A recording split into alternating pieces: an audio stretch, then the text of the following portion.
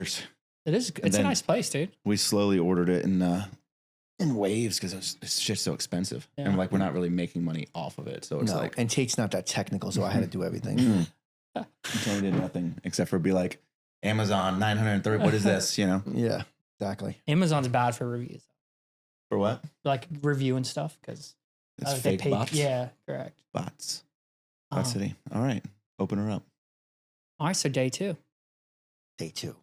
Episode two. Mm-hmm. So I think today, obviously we played last night, right? So we played down in Oxford.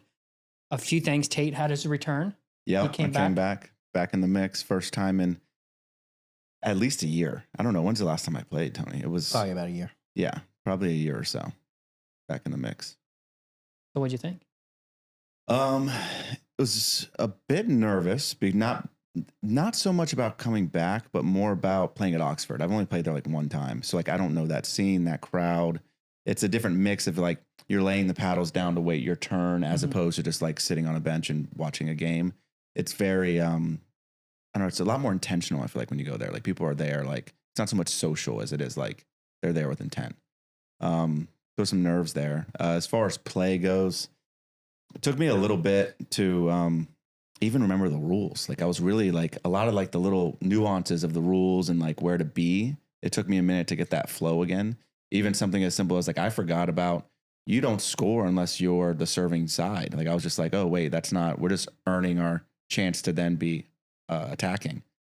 That took a little getting used to. And then just the style of play now, as far as the forehand guy is so dominant that like, knowing when the middle ball was supposed to be his, which almost all middle balls are supposed to be his, but like where that cutoff is, right, was a thing to get used to. But then after like 1 or 2 games, I was like, okay, I'm back, ready to go.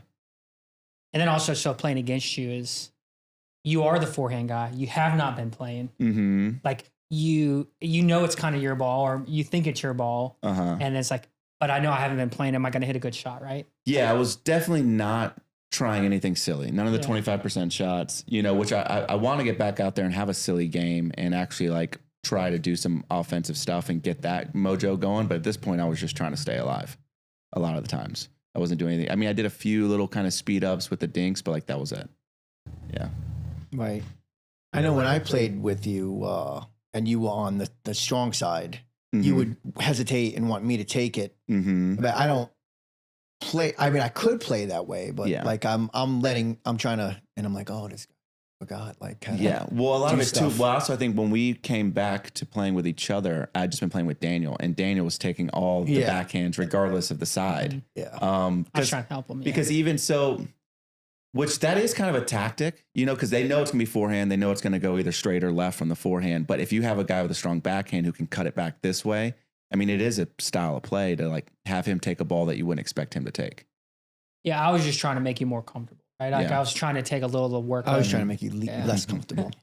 But it wasn't obviously the backhand in the middle is not the right play in general. But I just wanted you to feel more comfortable and ease into the game a little bit. Yeah, but Daniel was beat up. His calf was all jacked up. Oh yeah, it was locked up. That was bad. It was big.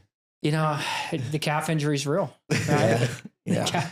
That one noticeable one when we were playing that good game, and you just jumped or tried to jump, and you just boom hit it into the net. Yeah, you were just off balance wise or something. I was afraid to push off, so I was always just favoring it, right? Like if I could push off from my left leg, which is the healthy leg, then I was fine. But anytime I had to push off the right, I didn't want to set myself back another week or two. So I mean, if I was being smart, I wouldn't have played, but I wanted to play. So. Even a few of the where we were on the back line and they played it short. I was even telling you like, hey, I can run up and get those, and you're like, no, I'm just gonna tear it up and just try to get there. I'm like, you don't have to try to sprint forward. Yeah. That's because, especially the one game, I did not want to lose with us. I forget who we were playing, but I'm like, all right, I'm gonna risk a little bit of injury here and try a little harder because I didn't want to lose. I think it was against Mark and I don't know the other guy's name, but the guy that had the pickleball shirt on. How did that go, by the way? I wasn't paying attention to those games. You guys played all the games together? You two? No, I rotated each time pretty much. We played 2 together. 2, yeah. All right. But like I rotated around quite a bit as far as partners go. What kind of play was it like? I know Mark was there, but I don't know the other guy. The other guy, he knew how to play. He was a little bit of a wild card. Like he knew the rule. He's just a little bit of an older guy. Very intense though. This guy was serious. very intense. Yeah. Like serious. Like actually there was one point where the ball was in bounds, right? And I put my hand down to like indicate, but I'm walking to get the ball. And all I hear is, "Oh, we're gonna play it that tight tonight." Like meaning he thought I called it out, but when it was clearly in. Like he was just an intense guy. Yeah, it is very, very serious, and I don't think he knew that I hadn't been there in a year, and this is not a serious game, at all. But the wind is a huge factor at Oxford. That's true. More than I thought. Like that throughout is the true. night, and because they have the screen in the back, but I feel like anytime you hit the lobs or anything, or even sometimes on serves, it would either die in the air or carry, depending on the side you're on. So open. Yeah. I hear though that's mostly in the evenings. The wind. Like a lot of people always say that during the day it was so calm here, it was so relaxed, no wind. So I don't know if that's true. I've only been there at night. Same here. I've only played there 3 or 4 times, always at night. Yeah. And there's always a decent amount of wind. Yeah. So how do you guys think you guys did performance-wise and the level of competition and everything? Well, Daniel was very gracious yesterday, but we had a shot of going on the challenger court, which we did once. And then it was basically they needed one guy. It was slow yesterday. So there was no one waiting in the challenger court. So the 3 guys needed one more person. And Daniel's like, go, Yeah. And usually it's Daniel that's the one there, and I'm kind of stuck not being able to play at a higher level. So I wound up having some pretty good games yesterday on the challenger court. And people I didn't, one of them I didn't know. He was really good. I don't know his name. I think his name's Brett. Brett. Okay. Oh, I've heard of him before. Then the guy with like the glasses and yeah, kind of military looking guy. Yeah, he takes it serious, very, dude. Very good. Yeah, I mean, he had the gear and everything. Like I was like, you better be good. Like you're decked out. Like, and you heard him talking. Yes, a little bit, right? He takes it serious. Like I think because even after we spoke, you thought maybe he was feeling some kind of way towards you guys, but really he's just very intense on himself. He was very brutal on himself. Like a few times he was just like, "What are you doing? You I think freaking people like that are weird." No. No, yeah, he was very, very hard on himself. Like he knew how to play, how he should be performing. I feel like, he takes it very serious, which is, I mean, that's good. That's who you want to be kind of playing against. You want to be playing with serious people when you want to, on the challenger court, of course. Yeah. No, he's definitely a good player. And he was serious. So there's a few, he was playing with a weaker partner, right? So we were trying to mix the ball around and kind of hit it around, which ultimately ended up, we lost the game though. Because I think we messed around too much early in the beginning and then we could never find a rhythm. But there was a few points where I would normally cut the ball across the court and I try to go down his line and I hit it and he like smashed it back at Tony. And I was like, man, you're supposed to leave that line open. And he's like, nope, that's my one job. Yeah, like, I would say that. He's very serious, which I was kind of joking around. Take it as a joke. No, that's true. He doesn't know us either, right? He doesn't know like still though. Yeah. No messing around. Don't give him any tips, especially even if they're wrong. He did put that well back. Oh yeah. I mean, he cut it across at me, and it was like no way I was going to be able to handle that. And he cut it to me on this side too. That's like he's over there. He cut it hard, fast, like across your body. Like there's no way I'm. And normally you're reaching in the middle to get it, and it was on the other side of your body. Right. Yeah. Having to flip your paddle and everything. Yeah, at the same and time. fast, hard shot. Yeah, he's a good player. I've played with him one other time there. Very good. Does he ever come to Kojo? I've never seen him. I've never seen him before.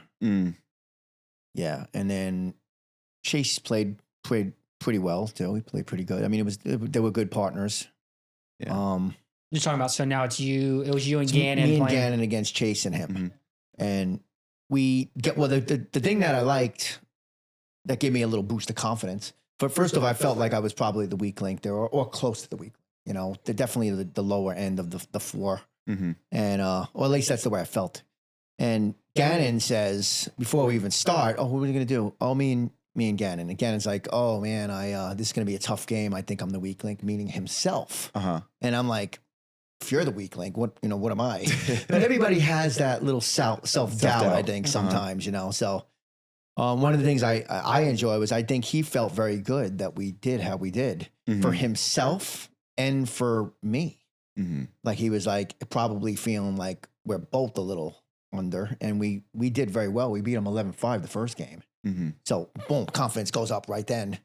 Second game, we're doing very well with them too, and we did blow it. We blow it. And we didn't blow it because we messed up. They literally outbeat us for like 5 or 6 points in the middle, like just literally outplaying us strategically. And we started to come back, and they wound up winning. A close game, the third game, and then the fourth game, we absolutely murdered them. But I attribute some of that to a fluke. Like, I'm not saying we couldn't win, but like the way we won, I think some of it was fluky. They were just off. Why wasn't there a tiebreaker? I don't know. You were there for that, right? Yeah, they kind of wanted to go. Yeah. So I want to circle back. So your first game, that is a high level for you, right? Normally, we only get in those type of games every so often, right? And so that's your first game. You're probably nervous, right? I mean, I have a little anxiousness here, but So playing the first game and winning, though, that probably just now you can play a little more free and easy. 100%. Yeah. Because I've been with you where you've not played so good right away, and then you're like, can I do this, right? So yep. Yeah, you get the mojo rocking. I mean, I guess everybody's like that to a degree, right? I think so. Yeah. It's like winning would be great. We'll go with the top of the top. If you could win early, your first game in a situation where you're a little tense or nervous, like even a tournament, it really changes the momentum. If you can't win, at least if you gave a good game, it's like 11-9, like you competed high level, it was close, you did well. That also adds to your confidence. If you go in at the beginning of an already anxious game, making mistakes, it's bad. And outright errors. Yeah, it's bad. You know, it's hard for me to overcome. Black cloud. Yeah. I mean, if I was playing like for hours, I would. But if it's a short-term thing where it's like, you know, best 2 out of 3. And then you're going to sit. I'm not in a good mental space, you know. You know, the one thing too, when I've played a first game, you're right. I agree with you on the first games, especially on a challenge court. If it's just an open pickup, I don't feel this as much, but Adam and I went down there I think it was the previous Tuesday and played, and it was our first game on the challenge court, and we got beat by Brett and Nolan, who is another player, very good player. And we lost like 11-4. I was actually embarrassed. I'm like, I'm sorry I wasted your time. Like I came on this court. We're not worthy. Yeah. And like I wasted, like, you know what I mean? They just crushed us so quickly. And it doesn't mean we couldn't keep up with them, right? But it's like, we just wasted their time. That wasn't even a good game. And we are good enough to compete with them. Yeah, well, you know that. We just played so bad. I felt terrible. And then I'm like, oh, now, all right, I'm going to sit a game. I'm going to have to replay them again, right? And somewhat get confidence and play better, which we did. We ended up playing better and won. I think we won the next game. But it's like that first game is like you want to, even if you don't win, you want to be competitive. Right. Exactly. And I wasn't even competitive. So I was like, yeah. How does that happen? Now, being on the winning side of that, say you're the winning team, would you rather win a good game or just keep crushing everybody that steps on the court? I think what feels better? If I'm crushing good players, that feels good. Yeah. If it's someone like they just don't belong on that court and they just came to the challenge court, like I don't love that. But they probably knew a little bit of who you were, even though you had a bad game. So they probably felt like they were crushing a good player. Not like you were actually wasting their time and you're a nobody. I hope they felt like, I don't know. I mean, Nolan, I played against Nolan a bunch. It's the first time I ever played against the guy Brett that night, though. Yeah. So yeah, I mean, obviously, I hope they thought like, I hope they felt good. Like, man, we just crushed a good player. Right. So. Yeah. How would you know? Yeah, I don't know. Yeah. Just kind of make. You got to have him on the podcast and ask him. Yeah, we might have to. Right. Yeah. So let's go back though. You're playing with Gannon. Tell me how it is to play with Gannon. Well, Gannon is the easiest person to play with. Like you're there too. I like playing with you, easygoing. Like you don't take anything crazy if we make mistakes or something or I mess up. He's like even a level beyond you. No offense. Oh. You know, he's just so nice. He's such a nice, like fun, laugh kind of regroup. Like, oh man, I was good. The first 3 were really good. Just the last one, you seem like he's a younger guy too, right? He's like early 30s, I think. Because actually watching the episode from before and you mentioned Gannon and then now I saw him last night, so that kind of put it all together for me. I was like, oh, that's who Gannon is. But Gannon's human. You know what I mean? Like he's got some great shot. I mean, some of the things he does is super high end tennis type stuff, you know, like very hard drives and placements and top spin and stuff like that. But he's human, you know, like the same mistakes I was making, he was making. And we don't care. We just doesn't matter. Once that flow is going, and he's easy to get that flow with. I liked it. Chemistry beats skill. I know you have to have both. You can't only have chemistry. Well, the second part to that too is you probably play the left side the whole time because Gannon's left-handed. Yeah, we Did you like that? Did you like stacking? Or I like the middle part of it and I was even aggressive a few times too. We're very we were communicative that way too. Like where we would say it ahead of time down the middle. He would take a lot. I would take some. I like that. I like the feeling of having the middle like locked down with a strong player. Mm-hmm. Other than that, no, because I think I have a better backhand. So I'm one of those rare people that probably would prefer me to stack on the right side. The right side, yeah. Mm. So I sometimes struggle with lefties because obviously I play a big forehand, right? So not obviously, but I play a lot in the middle. And when I play with Gannon, sometimes like I know he's there too. It's like we both have strong, it's like who lets up, right? Like what's that? Especially in like rec play where we're not practicing together. Like, do I give up my forehand to his forehand? Like, does he get it because he's a step ahead of me? Like sometimes I struggle with that. So then I'll pull back a little bit, or maybe I'm too aggressive and then I'm like, oh shoot, that was really his ball. Like sometimes I find it hard to play with the stack. I could see that. But weren't you saying too that Gannon's forehand is like insane? Yeah, well, that was established ahead. Like, it almost didn't have to be said, but I said it anyway. Yeah. Like anything up, you're taking it. Like you're going to put it His away. Overhead's like, insane. You're going to put things away. Where it would get a little bit like feel who's going to do it would be like battles on the line, like hand battles. I actually took a lot of those. I actually did more than he did on those. But that's tough because we both get to do it. And like who's going to take it? It's almost like it's almost playing by feel. Only once out of the 4 games did we both hit paddles and been like we were both there, damn, and we hit the net. Once. What I've seen too is once you start those hand battles, you kind of just stay in it until it's over, right? Yeah. Like whoever starts it initiates it, even if it's in the middle. You just keep going over and over with it, right? Yep. Yeah, is that? I think so. Yeah. Because then if you're on the side, like I know when I'm watching you in one, like I tend to just be a little more defensive because I don't know when you're going to stop coming over, so I just pretend like you're going to take them all. Right. So unless it's hit directly at me. Right, exactly. It's like you started it, man. Fight your own battle. You started exactly. it. Yeah. But yeah, no, he was fun to play with, very easygoing, very positive. And it went a lot better than I thought it was going to go. And I told him once during then, I said, I don't get a chance to play at this level that often. He's like, yeah, it's good. And I've been on you about playing more of that, like, because sometimes I feel like maybe you lack a little confidence wanting to get in those games. Because I've been there at Cohadjo where like I didn't want to mix in, maybe I didn't want to mess up the rhythm. I'm like, well, Tony, you're good enough to get in those games and be a part of it, right? Like, right. You're gonna hang. You're not gonna embarrass yourself. Different things like that. What level do you think that was tonight on the Challenger court last night? Like what point level? I don't know. So, I mean, last night was considered 4.0 plus, right? But I haven't been to a tournament to know what's a 4.5 player is or a 4.0. So I think Tony might. I mean, that's all I know is that's the higher end competition that we have in our area. Yeah. I think it's 4.5 ish. Yeah. Level. Yeah.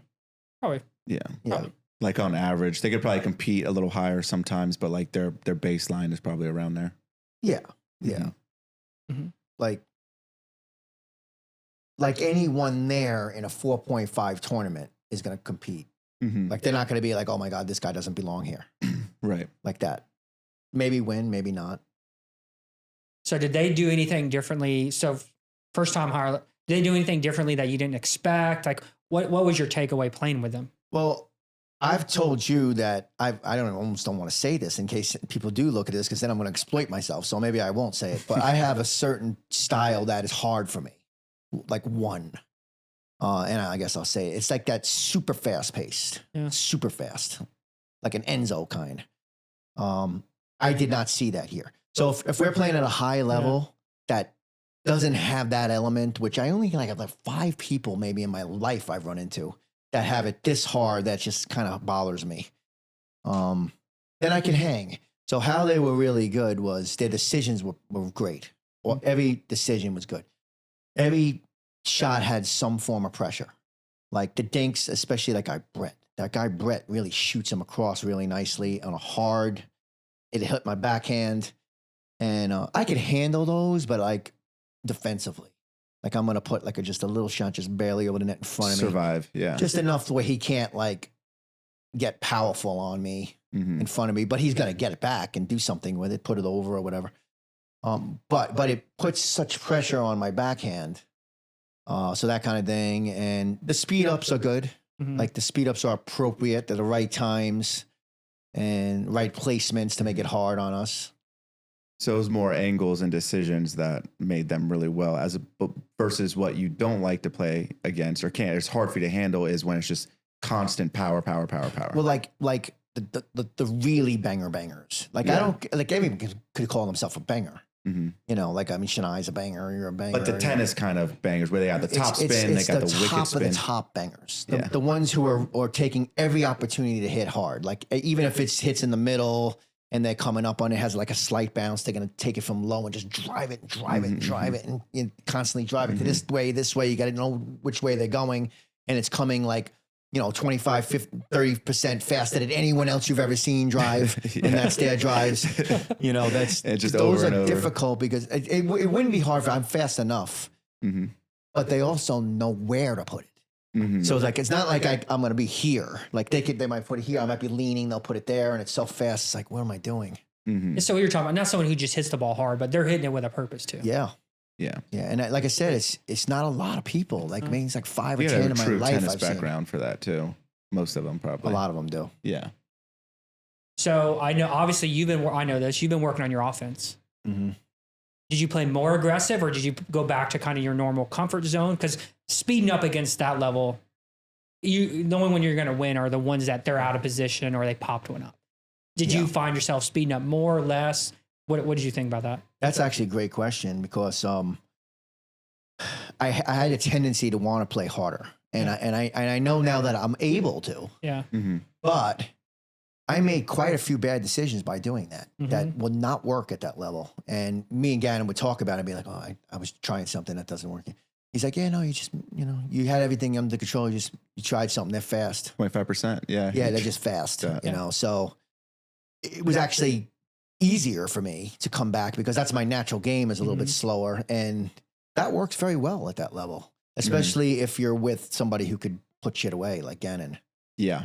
So yeah, because you're not gonna body bag any of those guys. No. So really, you're hitting that speed up to get a more of a pop up that you can easily put away, right? Yes, which I did get away with a half a handful of times maybe, but no on others. Oh, it's tough. You know, because I mean they got great.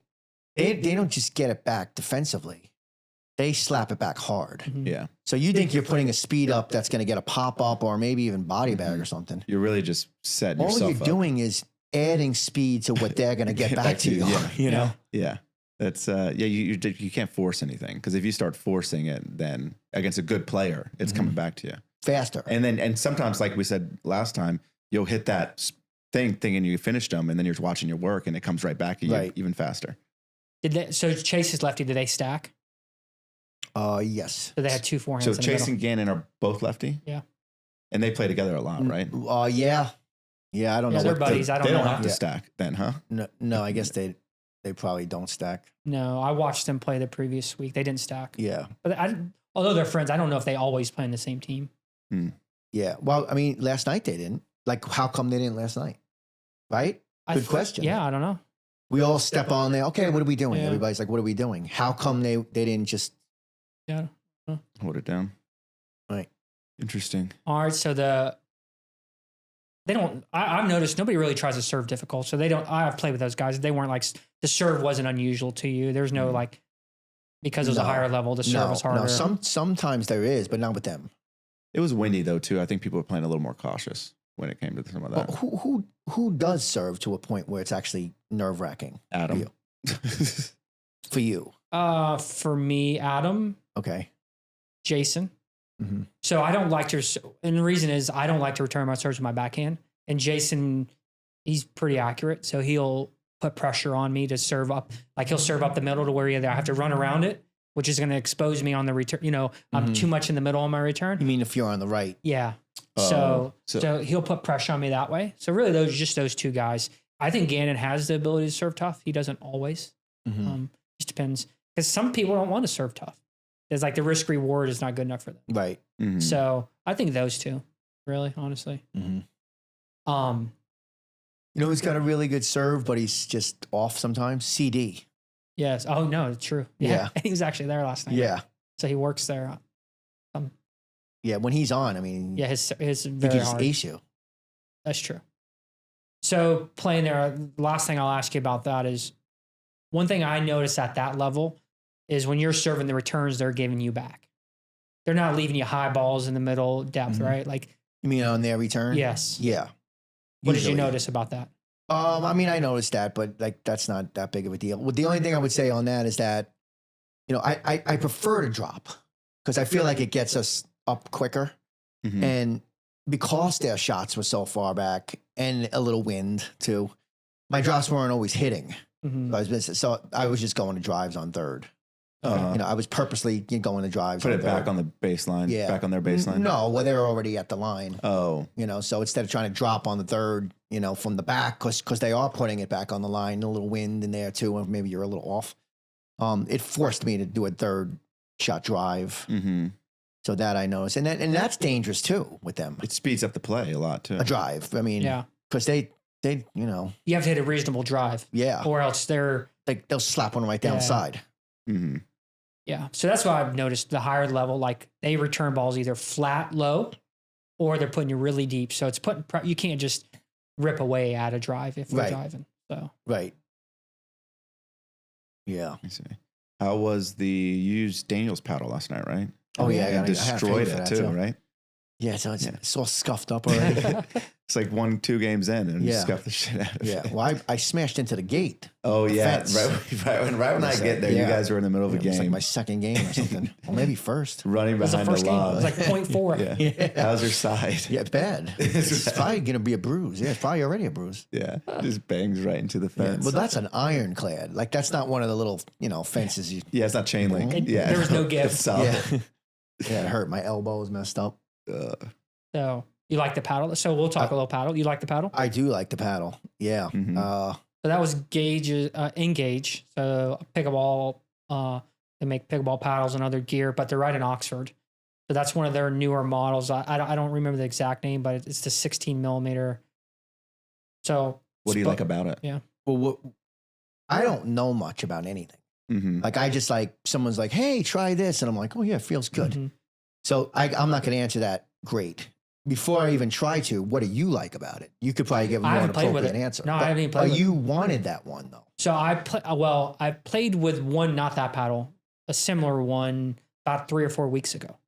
And I liked the way I felt like I could control the ball and it gave me good power. And right when it just felt right, the weight felt right to me. And maybe it was just that day I played really good too, right? Like maybe it had nothing to do with the paddle. It just felt good. I was hitting the ball well. I feel like I got a lot of spin with that paddle.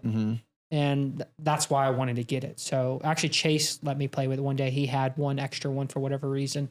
And I was like, actually, this paddle feels really good. So, and I think when you buy them from Oxford too, they give a discount because that's where they manufacture them. So right here. So, and it's known to be a power paddle. Sometimes though, it's like, I know from experience with darts and stuff, there's like the honeymoon stage. So like somebody lets you borrow their darts and you shoot lights out and you go and buy those darts and they're the worst darts in the entire world. You can never play good with them again. So you might not like it once you start playing with it. So that was your first time with it. And I want you to answer, but okay. You played the other day with a different paddle and hated it right away and you got rid of it. What's the difference? So now this one you played all night. So there had to have been something good for you. Yeah, I from using it just the one night, I immediately had control, like you said. Like I had no loss of control, like sometimes when you change paddles. And the surface of it had such pop, like you said. It had power, like I could feel it. And I'm not a power player at all. But like any kind of meat I had on it in any way, even backhand stuff, had a punch to it. It was coming off hard. It seemed to have a little bit of a larger sweet spot to it. Like if I didn't hit it perfectly, it still came off a little hard. That's it. But mainly control, because I don't want to lose control, because that's really, You don't want to sacrifice. that's the main thing I really have is control. Once I lose that, I'm gone, really. And those paddles, I'm not trying to promote Engage, but I think that's $150 paddle to where I play the Jula brand. Those are like $250 to $300. Yeah. Which I wouldn't buy that again. I think the Engage do just as good of a job, honestly. Mm-hmm. I have one of those circulating out there. I think he threw it in the trash can. Somebody has it. Chikozy. Oh, right. Yeah. Mm-hmm. That's right. He told me It's actually, a new paddle. I played with Chikozy one night and he's like, Daniel, because he knows I'm friends with you. And you might have even been at the courts. He's like, this is Tony's paddle. And he couldn't believe it. He's like, he threw it in the trash. So I'm like, I went to retrieve it to give it back to Tony. And Tony's like, I don't ever even want to see that paddle again. So Chikozy's like, I just kept it and repurposed it. He's like, this is a great paddle. Yep. Good. Glad he likes it. My paddle's from 1982. It's just the OG one like wood. from back in the day. Yeah. Yeah, the original. But it's back when I think Engage only had like 2 or 3 tiers, and it was just one of those. Yeah. Yours is gonna have to go in the Hall of Fame though. Okay. It's got a sweet picture on It's it. got a sweet picture. Yeah. That We should have that in there here. We should be showing it. Mm-hmm. And it's weird. It's even going to Oxford, like a brand new. They don't know me. They probably barely even know you. They were like just completely stunned when they saw the picture on it. It was completely stunned. They're like, "What is this?" I thought you were gonna say they were stunned by your play.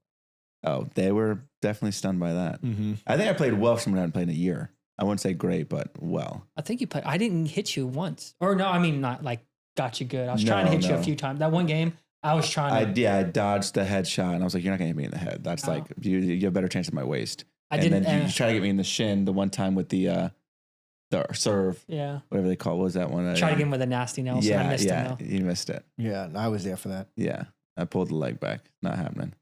Yeah, hands were fast. Yeah, I think that's still there. The hands are still there, and then just it was really just positioning and placement for me. I think was a lot of the issue.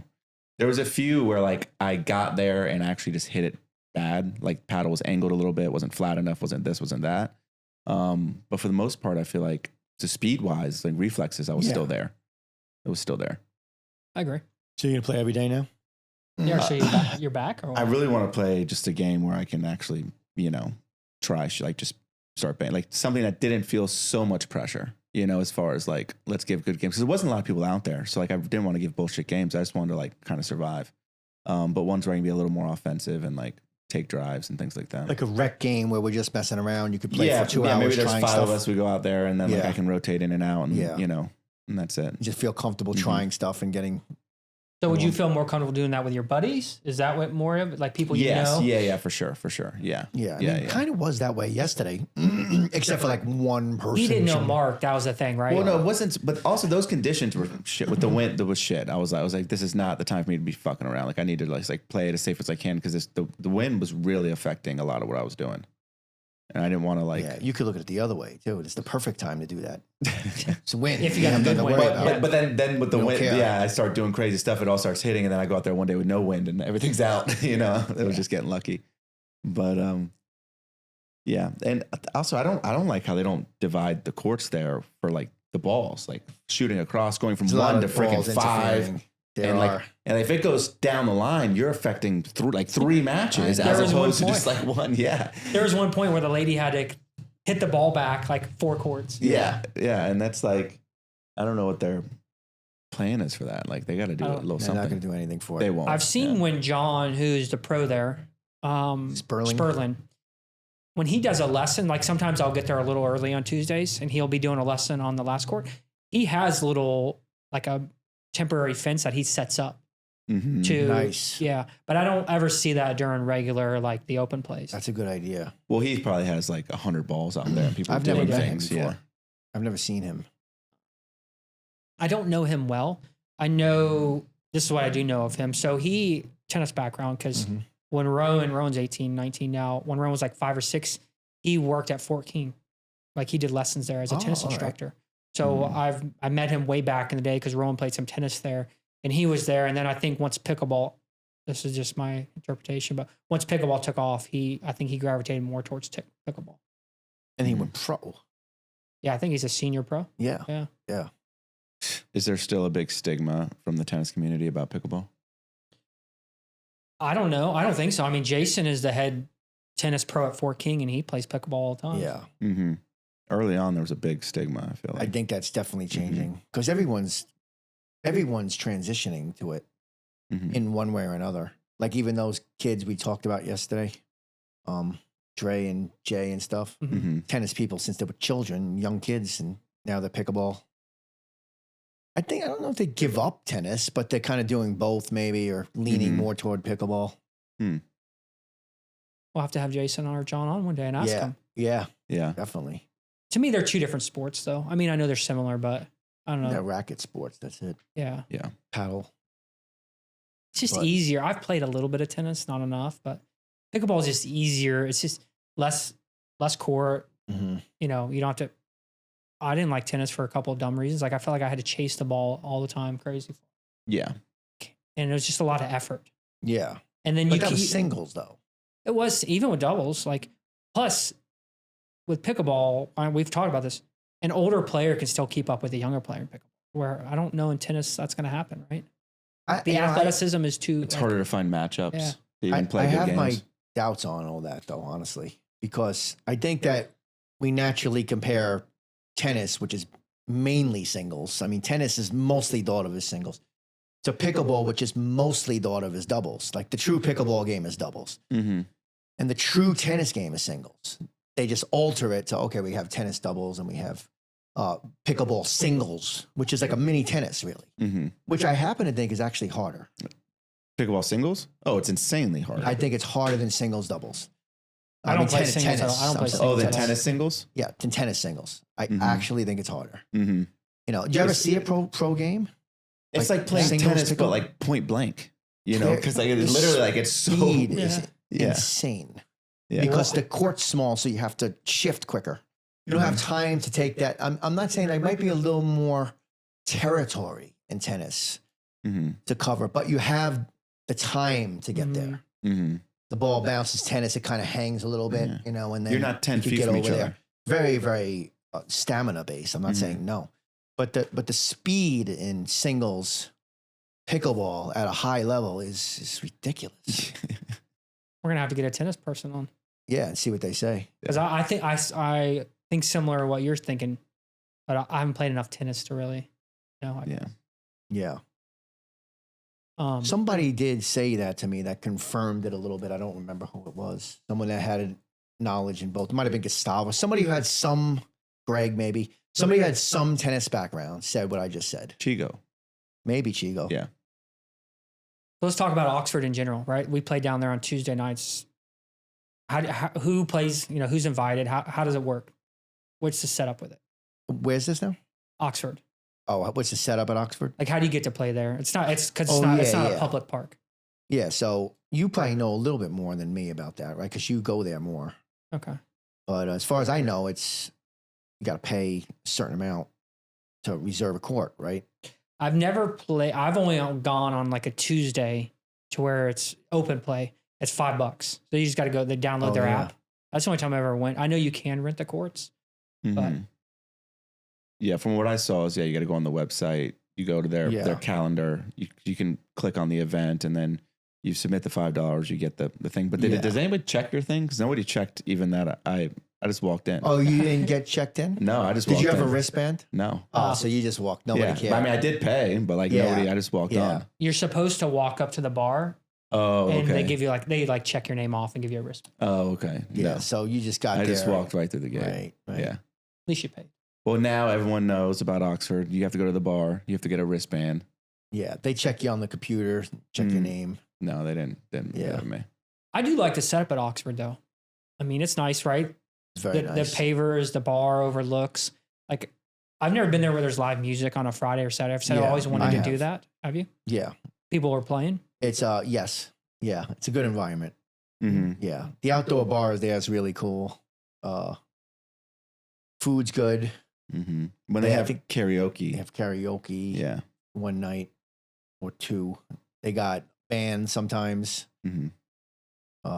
That's all I know. They might have trivia or something too. I'm not sure, but it's definitely a good environment. Yeah, I think it's good to go play the open night, right? But then also, I think it'd be fun to go play on a Friday or Saturday. But you have to organize a group, right? There's not going to just be random people there. That's Right. the thing. So you got to get a group to go play. Yeah, and then you have some drinks and They food have and stuff something afterwards. Friday there. Cool, I think, for Halloween. It's Okay. like costumes and like a contest, but pickleball too, some kind of pickleball thing. Mm-hmm. Yeah, they got cool events there. Plus the casino. Not my thing, but Yeah. it's your thing, kind of. I mean, not casino itself. I like to bet on sports, but Yeah. They have a sports book there? no, just on in general. And I don't know if they have a sports book. You can probably do like horses or something there during that time. I'm sure they have a little something, but I don't know about like NFL or college or anything. But I mean, poker play there is like good. There's a lot of people who play poker and stuff there. I mean, Regulars. You use the bathroom there. You have to go in there. Yeah. Right. You see, it was busy even there. Mhm. Yeah, it's on always Tuesday. busy. A lot of masks too. Yeah, I You know. see that? There's right? a lot of people There wearing was- masks. People wearing masks Yeah, at the tables. there was. Yeah, There was. Oh. Yeah, there was a like a handful. surprising amount. I was like, wow, that's weird. Does anybody realize it's 2025? I just, Are they just wearing a mask for COVID or just like to Oh, hide their to poker hide face? their To hide thing. their poker I was face. thinking the same thing. I'm like, I don't know, like why you're coming into a busy environment, sitting at a table in close proximity with a ton of strangers from all over. Touching cards and Yeah, and chips like that are in not this, yours. yeah, and the mask. I'm like, that's you're really risking it all. It's on the mask. mentality. I'm not sure where that comes from. It's Mhm. weird. Maybe it is to hide the poker face. Maybe that's it. But just still rocking it. Mm-hmm. Well, another guest we're gonna have to have on CD. CD's a high level player. He actually is a firefighter for I think the city of Ocala, but he works there. They work 24 on, 48 off. Mhm. I didn't know he worked there till yesterday. Yeah, so he works down there part time, and he's a really nice guy. Yeah, he's a great guy. What does he do there? I don't know. Well, I mean- All I know is he was standing like, what's the old remember Home Improvement? yeah, When the neighbor, I you forgot can his name. only see the top of the fence. Yep. That's what CD did to us last night. He was behind that wooden fence talking. Yeah, you can only see his head. Mr. Is it Mr. Garrison? Wilson? Wilson. Yeah. Oh, Mr. yeah. Wilson. Yeah. Yeah, So I don't know. I don't know what he does there, but Mhm. yeah. I don't think I saw him. He's all the way down. Mm. he was behind the fence. Yeah, He's good, and you're right. His serve is very, very good. yeah, And every time I play with CD, he's just nice. yeah. he is Always nice. fun, always nice. Like, it's a good. Isn't that really what it's supposed to be? Yeah. This thing, not like that weird attitude that I have to watch out for sometimes too. But like, I don't know. Like, I think most of the time I have a good attitude, but I feel like I have a bad attitude. But like, it comes across different than what I think. Mm-hmm. But You've come a long way though. okay, You've come a long way. You do create a little pressure on your partner. Because I remember me getting there and you'd already played and we were partners first. And I was like, I don't know why you picked me. Like, this is my first time in forever. And then I'm like, you create a little pressure because I know you and I'm like, I don't want to start him on that spiral of downward shit. And I want you to have good games. I don't want you to be wasting your time out here because I know it really matters to you. So you do create a little pressure. I think it's just because your overall comments, they're negative, but there's a side of jest that people don't pick up on, like there's a little bit of joking or like, you're not that serious about it, but you're saying negative stuff like, oh, we're going to lose this one. We're fucked. Like there's no coming back, and like, but people might take that as like more serious than what you're really saying, but you are being serious, but maybe you don't care. I didn't do You that yesterday, don't care as much. You were better. I mean, you wrecked into that fence, and I think that really, like, maybe it ruined everything. I just think he was saying that last night with you Huh? because he knew he had no chance to win with you. no, I didn't say Yeah, that. I'm with just you. Which is actually surprising. Like, you just lost the game I saw you playing, and now you want me to come be your partner. We're going to lose this one, too. So I don't know what your expectation here is. And I think you just had to get the losses out of the way before you went to the Challenger Court. Well, I wasn't caring the first few games Yeah. anyway. Mhm. You haven't seen him in a while. He honestly though, I don't hear other than your black The cloud. Black Cloud. I don't hear you talking like that anymore. Well, he doesn't know what you mean by black cloud. He thinks it's he means it differently. I mean across the board. Well, you thinking when he said black cloud of a cloud that's just negative that makes things happen. I'm to us. talking about person. his black cloud partner. Yeah, I know who that is, too. Okay, Yeah. that's what he means. I'm fully aware of that. Because when we play together, I don't ever hear you like Mm-hmm. basically like we're gonna lose this game. No, like, no, Like no. you might be like, that wasn't a good shot or this, Yeah, but like yeah, it's yeah. not like it used to be back in the day. You'd be like, oh, I'm terrible today. I can't play. Right. Now I very rarely hear that out of Where you. he just starts whacking as hard as he can Yeah. on the back Yeah. line. Yeah. Although sometimes you're like, hey, I'm going to play powerful I just need to get some stuff out. Real Like quick. 1 or 2 Yeah. points. Anger. Yeah. But even that's like usually more control now. Yeah, they're in bounds. Yeah. Yeah. Yeah. Well, back in the day, they could hit them There'd be in the other another court. court. Yeah. So. Which you did say a few positive things. You're like, all right, that's it. That's enough. We're going to get 2 right here. We're going to get 3 right here. Like you were running it. Yeah. Yeah. We didn't, but you said it. You said it prior. Yeah. Yeah. It is frustrating though about how with just the rules in general, where like you can only score obviously when you're the server, because I feel like some of your best shots are when you're on the defensive side to like win the. So you like serve rally back. points. That's how There you is a said. game that they play that way. Really? Yeah. Yeah. I forget what is it called, MP or I don't know. They call But it something It's where not the real game, but yeah. you get points no matter what. And Yeah. they do it because the game goes by. So one time I played down in the villages, and MLP is what they call it. I don't even know what that stands for.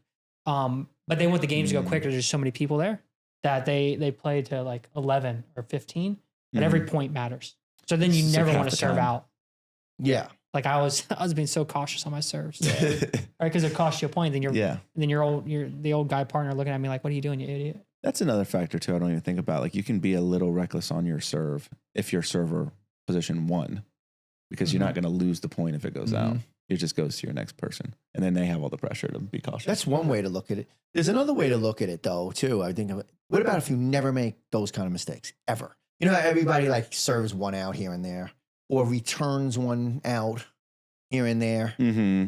What if you just never did that? Like you made a point just to not do that. Like you don't have to do that. You feel pretty confident that you could be really close to 100% to serve everyone in for the rest of your life? Close to 100. I don't think there's a benefit to that. I think there's more of a benefit to serving tougher. Because if I have to know that I'm serving this ball, Serving though. yeah, Not return. yeah, serving. Okay. If I know that I have to serve so easily to get it in, right? If that's what you're saying, I'm not saying it has to be that easy, but go ahead.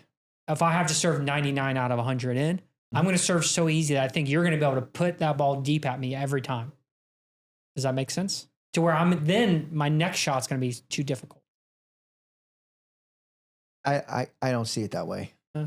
Yeah, I see too many people losing, not a point, but losing one of their 2 serves on trying too much. Too often. How many serves do you think are out in a total game from a team? More than 5? On serves? No, not more than 5. Maybe, probably on average, 1 to 3 a game.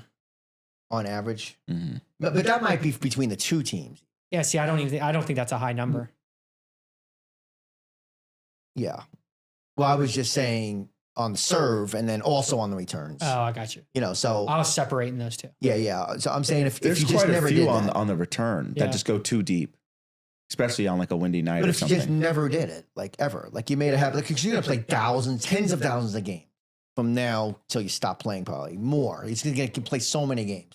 Sometimes we play 15 games in a day. So I mean, it's gonna be so many. So take all those, and you never ever gave up 1 point to a serve or a return serve from now on. How many points would you save over the next 10,000 games? So it's hard to put those. It's harder for me to put the serve and the return in the same, because the return, like you have you have control as you're hitting it. But what if you're facing someone who's got a ridiculously hard serve? Like, you know what I mean? Like they're putting pressure on you to where serve is legitimately only you. Okay, so we'll go with the serve then. I don't know. Yeah. How many I times just you serve think it that out? you don't, I know what you mean. You make a good point about like putting pressure so that their return is not Yeah. that good. That is a valid point. But like take it the other way. How many times are you going to win on a serve? You serve it out a decent amount because you serve. I mean, I would say decent amount in comparison, not like for your overall amount of ratio. Like take a CD, for Because instance. you serve aggressively. Yeah. Say he's got his serve is brutal every single time. But say 7 out of 10 are in and make it hard on you. But 3 out of 10 are out and it's automatic fail. I think that's worth it. If it's 7 out of 10, Really? I think that's worth it. Okay, so we have a different way of looking at it. Yeah, because his 7 are so good that it's going to put so much. Yeah. 7 points. Okay, Yeah. all right. Because of those 7, if he, say he gets 1 or 2 aces out of those too, right? I don't know. I think the 7 out of 10 is worth it. If he's getting 1 or 2 aces, definitely. So the way I play though, I serve only difficult from the left side, not from the right side. I'm very comfortable serving from the left side, just up for what I don't know why. I feel like I can hit that sideline in deep, very, very. I control that distance. And on the right side, I tend to serve just more passive, get it in. Okay. Yeah. So do you cut it from this side? Do you kind of cut it? You put a cut.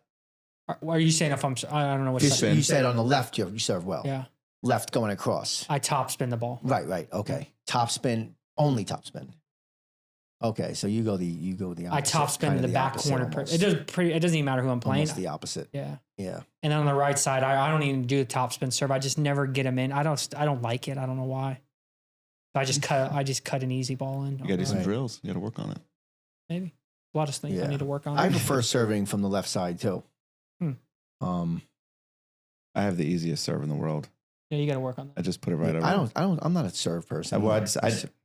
I just don't try to make it anything. I just put it over. I think you said something funny. I think it was when we were eating last night. You're like, I think I was serving so easy it messed them up. Oh, I was messing up a lot of people because they're not expecting to have to take 2 to 3 steps to return the ball, right? Like to go it's come forward. Like lollipop-y. Yeah, it's just coming over, and it's just like it's a little short. It's kind of like when you play ping pong and you're like serving, then you hit that little dribble just over the net real quick, and they got to go forward. Yeah, like they're not ready for it, and they're expecting me to like drive it to the back.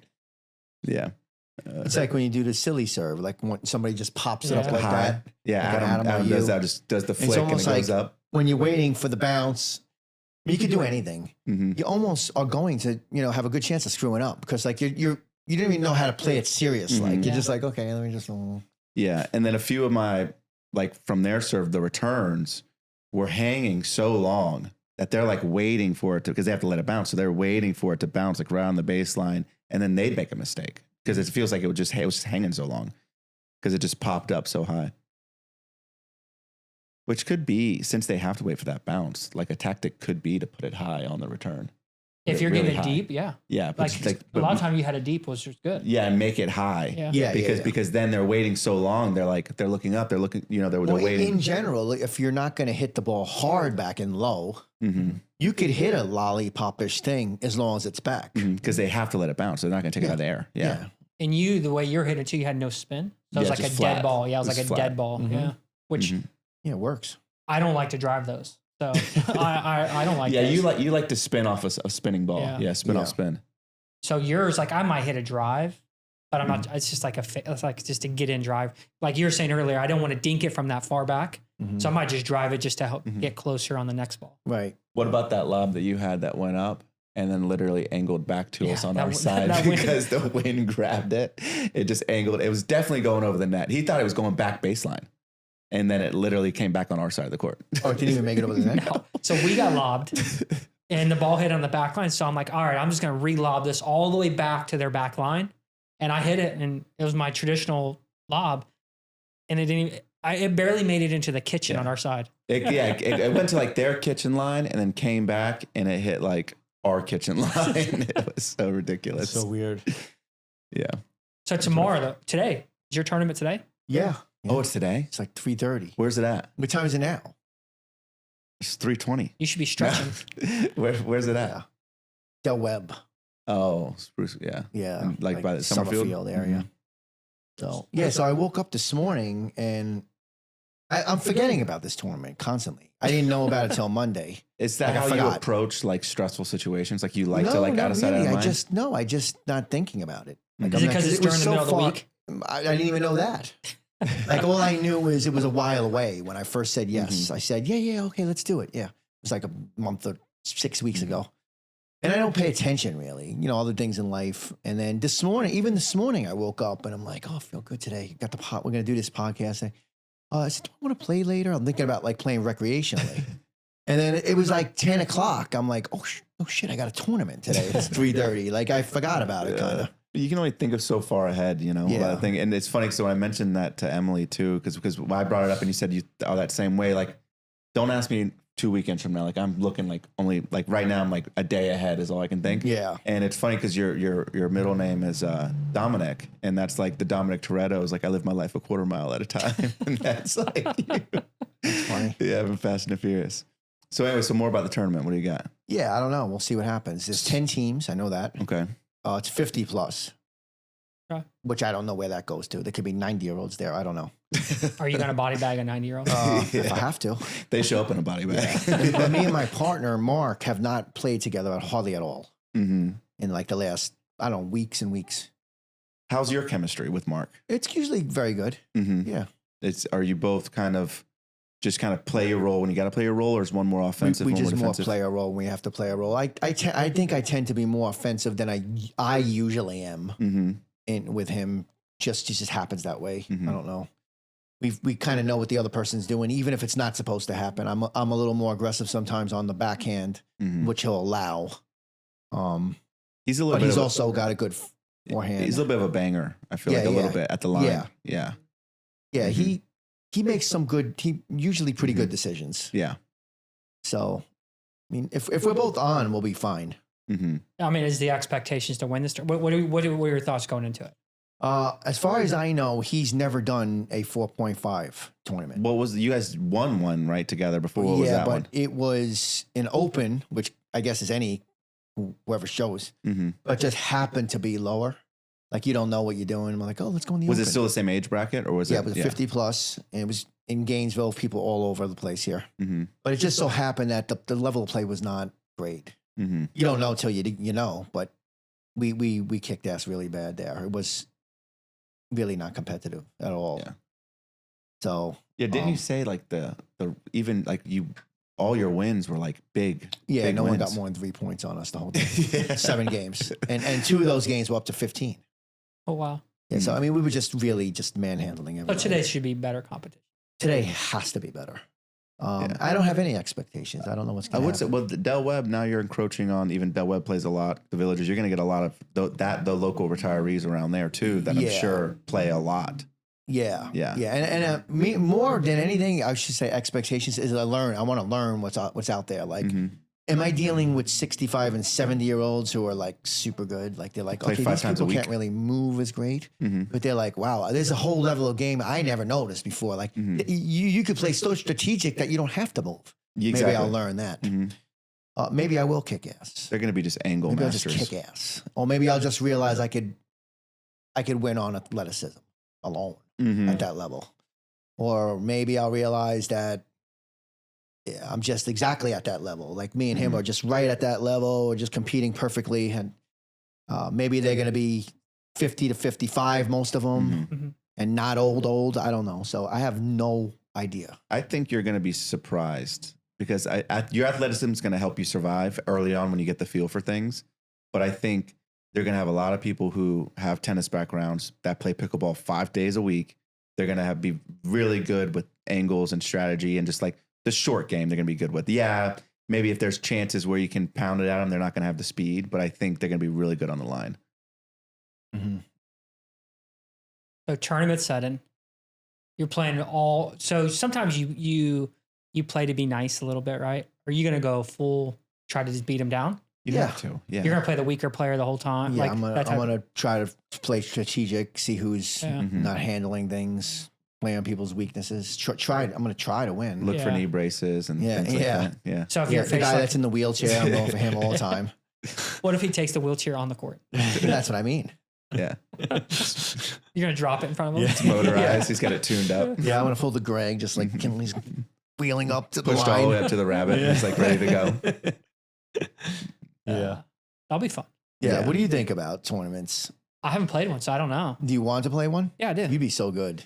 So the one that's coming to Cohadjo is coming, I don't know, sometime in the middle of the next month.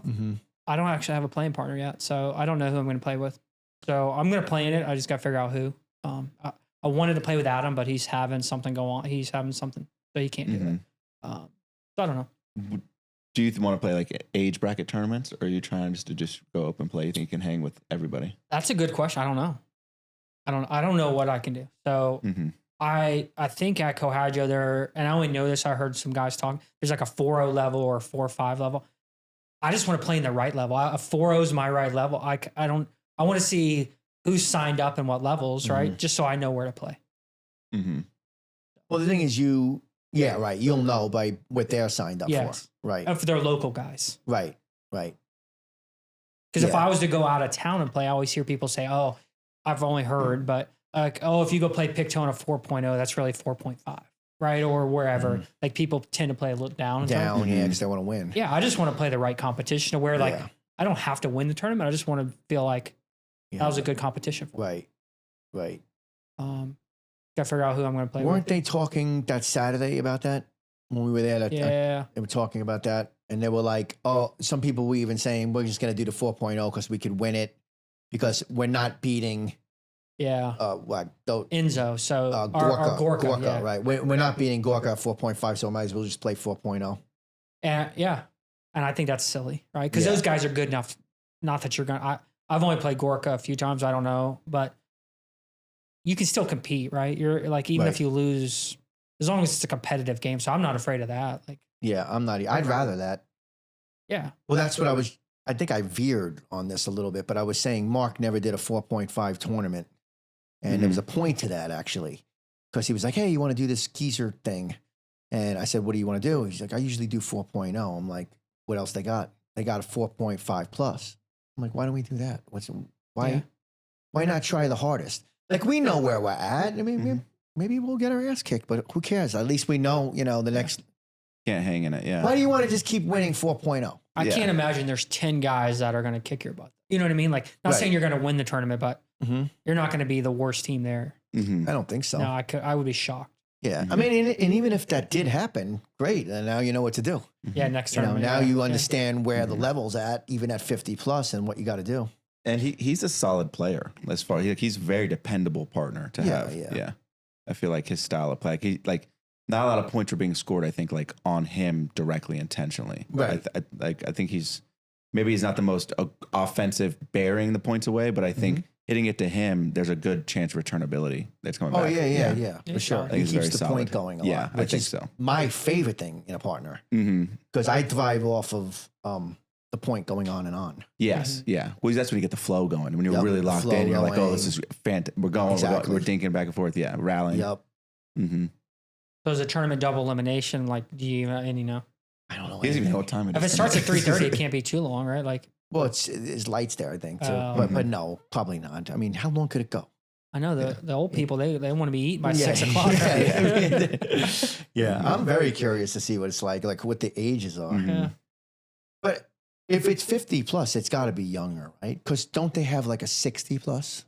I think so. Right? Yeah. I do think there's some. Right. So, I mean, if it was truly an older tournament, it would be a 60 plus. Isn't the retirement communities 55 plus though?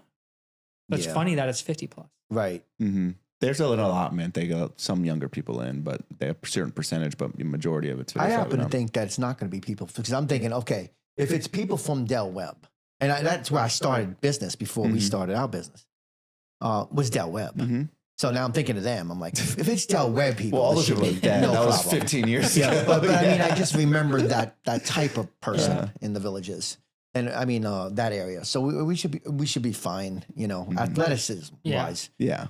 But I don't think that's going to happen. I think Del Webb is just where they're hosting it. Okay. And actually, you reminded me. Mark was saying Robert Kraft, the owner of the Patriots, is going to be playing in it. What? Yeah, that's what Mark said yesterday. He did say that. Is he talking shit? I thought he was serious. It's definitely happening for sure. And he said that I think he's like a 5.0 or something. That's what he said. So you see, but he's older. He's like 70 or something. Listen, I'm a Jets fan, which is hard to say. So I hate the Patriots. Right. You got to body bag Robert Kraft. Get it on video? Yes. Yeah. You should go and support him. Was that 3:30? Go out there. A little Tony. Which one's Del Webb? The water fountain one? Yeah. Right, on Summerfield, Yeah. 441. Oh, maybe I'll come down there. Yeah. I'm being serious. All right. Yeah. I got to pick Whitley up from school. Yeah. Take her down there. Whitney, we'd love to see it. Whitley loves that. Yeah. Mm-hmm. She loves Kraft macaroni and cheese. Exactly. He's the inventor. Just tell her. If Robert Kraft's there, are you going to body bag him? I need to know. Yeah, I'll body bag him. That would be my sole goal.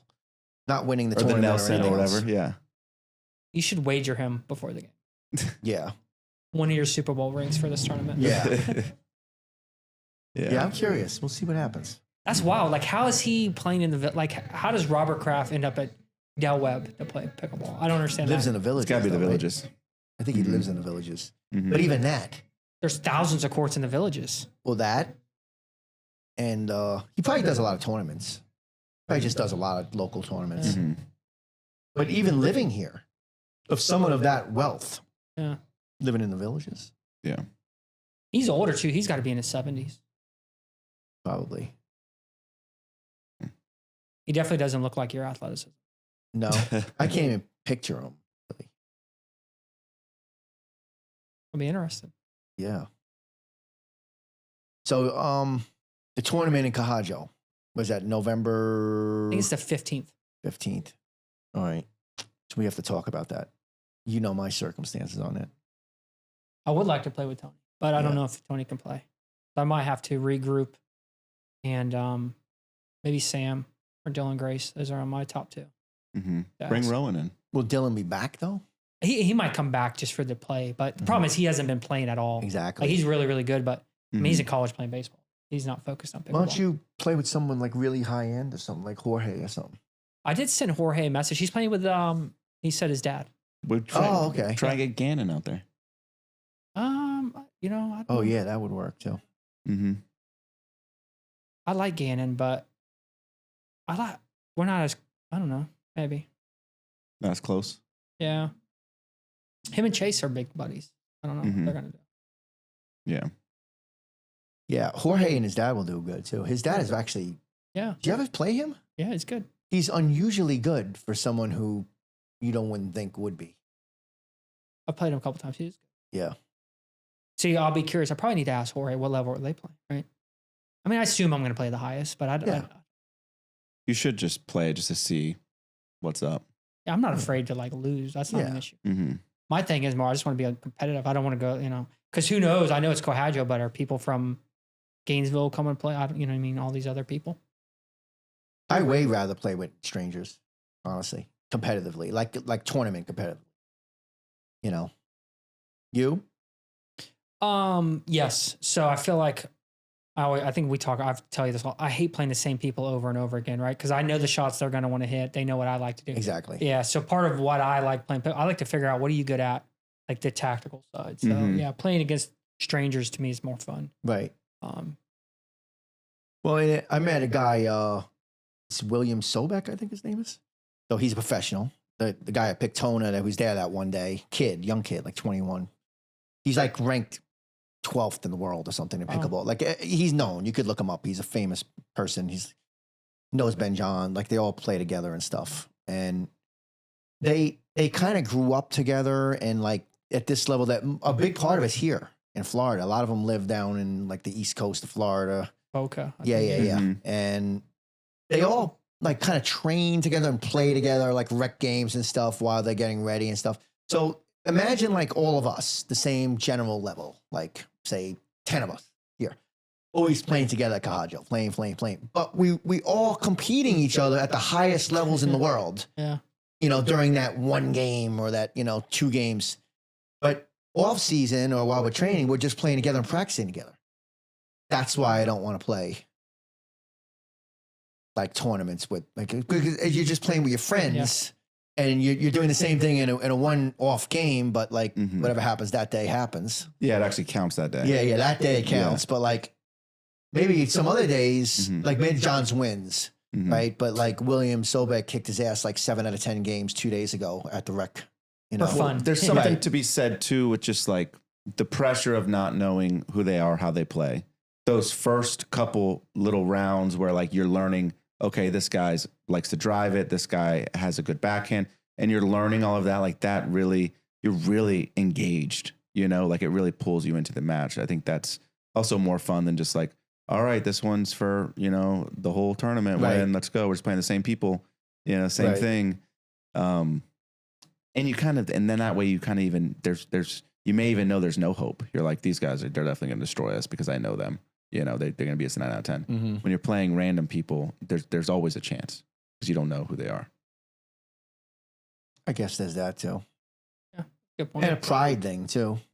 Mhm. A pride thing. Like if you're somewhere else Like I feel like I'm one of the group of our group that actually did something good somewhere. You know, like it's a prideful thing of our group. It's like, yeah, we come from a good cloth. Like I play with Daniel all the time. You're representing. One of the reasons why I was even able to win this tournament is because I'm playing with like people like Daniel all the time. Like so that's a pride thing locally with my friends and people that I play with. You're not going to get that internally. You do that all the time anyway. You lose, you win, you lose, you win, you lose. Who cares? Have you found the level in Ocala, like maybe somewhat better than like say when you go randomly to Pictona or go to Tampa? Kind of. Yeah. A rec parkway. Yeah. I think Cahajo has a good level of play. Are you speaking just men's or women's or both? Across the board. Yeah. But for random rec nights. And let me say it this way. You could go to any rec park and pull 1, 2, 3, or 4 people if it's a busy park and be like, oh, they're incredible. You're going to get that. And they're incredible too. Could be better than our incredible too. That could happen very easily. But you take the general 25 of them there and the general 25 of them here, we got a very high level. Okay. So the depth. Yep. More depth. Yep. They got no middle class over there. Did they have? Exactly. They got a lower middle, a smaller percentage. I got you. Right. All right. Well, I got to get rolling. Good. I got an appointment at 1. What do we do? But you guys keep 2.5 hours. I can step out. It was a long time. 12:38. What time we start? Yesterday. I got a 1 o'clock too, so that works. Yeah. I got a tournament.